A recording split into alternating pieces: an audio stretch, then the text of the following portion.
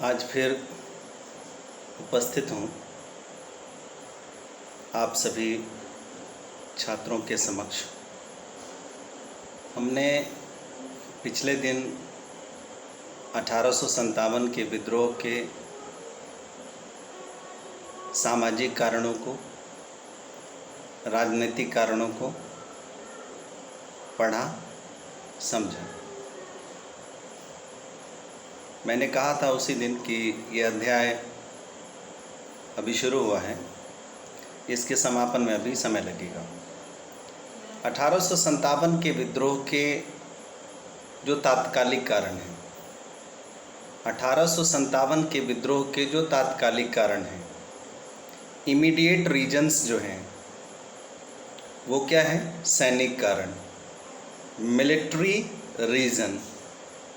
1857 के विद्रोह के सैनिक कारण ही उसके तात्कालिक कारण हैं। तो प्रश्न अगर आपसे पूछा जाए कि 1857 के सैनिक कारण क्या हैं, या फिर पूछा जाए कि 1857 के तात्कालिक कारण क्या हैं, तो दोनों के जवाब एक जैसे होंगे। तो असल में हो क्या रहा था? सैनिक कारणों के क्या कारण थे कि अंग्रेज के जो सेनाओं के उच्च पदाधिकारी थे वह भारतीय सेनाओं को न तो ऊंचा पद देते थे, न ऊंचा वेतन देते थे, और सेनाओं को दी जाने वाली जो अन्य सुविधाएं थी उनसे भी उन्हें वंचित रखा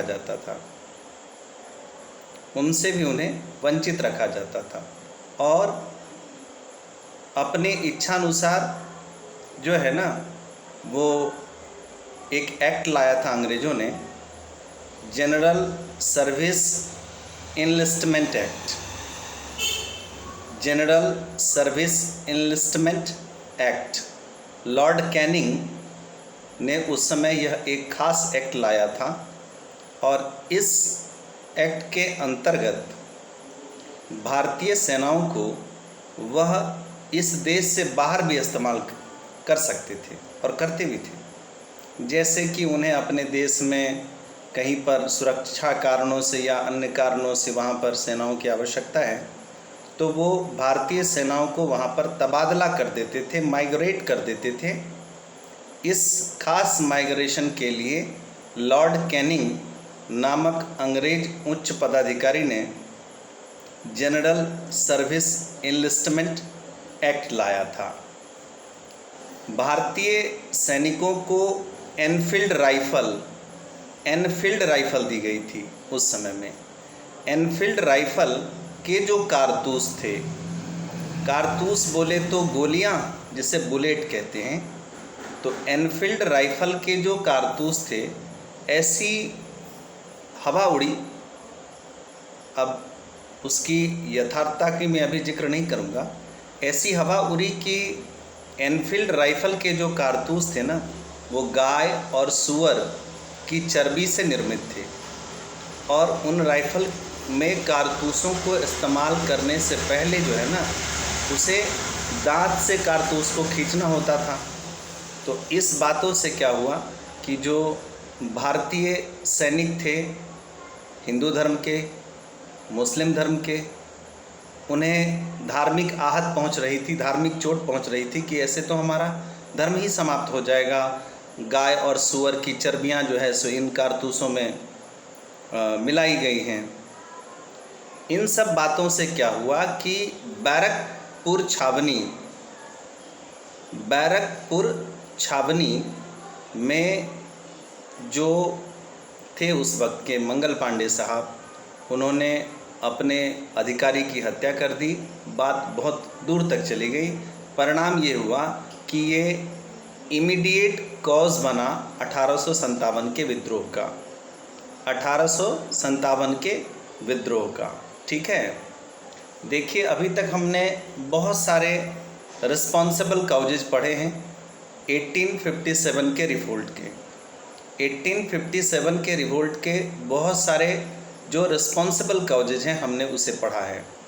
तो बड़ा तेज़ी से हम एक बड़े प्रश्न का रिव्यू लेंगे। वह प्रश्न क्या होता है कि 1857 के विद्रोह के लिए जो उत्तरदायी कारण है, responsible causes for the revolt of 1857, यह प्रश्न कई बार की परीक्षाओं में पूछा जा चुका है। तो इस प्रश्न का जवाब हम कैसे दें? तो हम लिखेंगे कि 1857 के विद्रोह के अनेकों कारण थे। जिक्र करते वक्त हम कहें धार्मिक कारणों की बात करें हम, तो ईसाई जो मिशनरियाँ थीं वह भारत में अपने धर्म के प्रचार प्रसार हेतु लोगों को लालच देकर उनका धर्म परिवर्तन करा रही थी। लालच क्या दे रही थी कि तुम्हारा धर्म परिवर्तन हो जाएगा तो तुम्हें नौकरी देंगे, तुम्हें पुश्तैनी संपत्ति का अधिकार दे दिया जाएगा। ये सब काम कौन कर रहा था? ईसाई मिशनरियाँ। कौन कर रही थी? ईसाई मिशनरियाँ। और अंग्रेज सरकार ने भारतीय सैनिकों को गाय एवं सूअर की चर्बी चढ़े कारतूस भी दिए, जिन्हें मुंह से काटना पड़ता था। इससे सैनिकों का धर्म खतरे में पड़ गया तथा उनकी धार्मिक भावनाओं को चोट पहुंचा। यह 1857 के विद्रोह के उत्तरदायी कारणों में से एक कारण था, धार्मिक कारण। दूसरा कारण है राजनीतिक कारण, कि अंग्रेज ने कई राजाओं के राज्य को हड़प लिया, राजाओं के पेंशन बंद कर दिए और अंग्रेजी हुकूमत ने निसंतान राजाओं द्वारा बच्चे को गोद लिए जाने की जो परंपरा थी, उस परंपरा को भी अवैध घोषित कर दिया। और अवैध घोषित करने के पीछे उनका कारण क्या था कि वह उन राज्यों पर कब्जा करना चाहते थे। इस बातों से जनता में आक्रोश और बढ़ता चला गया। अब है सामाजिक कारण।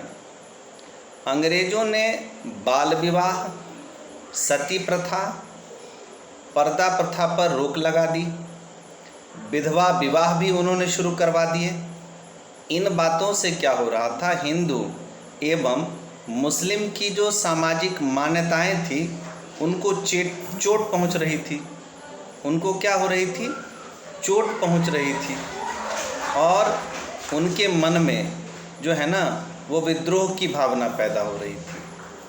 अब 1857 के विद्रोह के उत्तरदायी कारणों में एक कारण है आर्थिक कारण। ये क्या है? ये तो नई बात हम चर्चा कर रहे हैं। तो अंग्रेज़ों ने अपने यहाँ बने हुए माल की खपत, उनके देश में जो सामान बनते थे उसकी खपत के लिए भारत पर कब्जा किया था। उन्हें ऐसा लगता था कि भारत तो एक बहुत बड़ा बाज़ार है, इससे उनका व्यापार फल फूल रहा था, बिजनेस उनका ग्रो कर रहा था। लेकिन भारतीय उद्योग धंधे जो थे वो चौपट हो रहे थे, क्योंकि घरेलू सामान जो है ना, उस समय तो भारत में औद्योगिक क्रांति आई नहीं थी, उतनी ज़्यादा टेक्नोलॉजीज़ नहीं थी। हम पारंपरिक तरीक़ों से सामानों का उत्पादन करते थे और पारंपरिक चीज़ें के सामने जब तकनीकी सुविधाओं से युक्त सामान, उत्पादित सामान जब भारतीय बाज़ार में लाए गए तो भारत के जो लोग थे वो तो आकर्षित हुए ही, वो आकर्षित हुए। और क्या हुआ उससे कि अंग्रेज़ों का व्यापार बढ़ता चला गया, फलता फूलता गया और भारतीय लोगों के जो घरेलू उद्योग धंधे थे वो चौपट हो गए।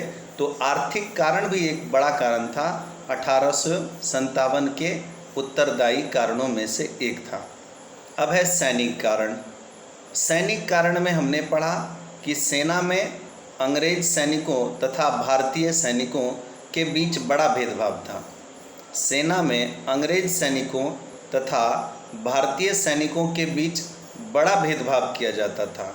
भारतीय सैनिकों को उनकी तरह न तो पद मिलता था न उनकी तरह वेतन मिलता था, और जानबूझकर अंग्रेजी हुकूमत के लोगों ने भारतीय सैनिकों को चर्बी वाले कारतूस प्रयोग करने के लिए दिया।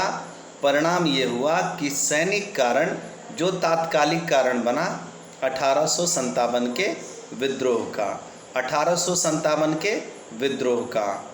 एक और बड़ा प्रश्न हम अगले वीडियो में लेंगे कि 1857 की जो विद्रोह थी, इतने सारे उत्तरदायी कारण होने के बाद, धार्मिक, राजनीतिक, सामाजिक, आर्थिक, सैनिक, इतने प्रबल कारणों के बावजूद भी 1857 के विद्रोह की विफलता का कारण क्या था?